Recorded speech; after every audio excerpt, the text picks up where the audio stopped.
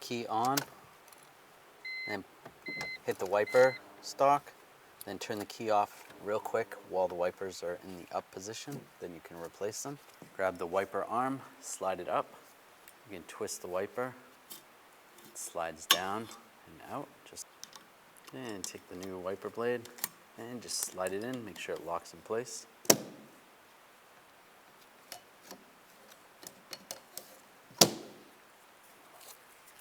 After you're done, turn the key on, and then hit the wiper stalk one more time, and they'll go back to the normal position.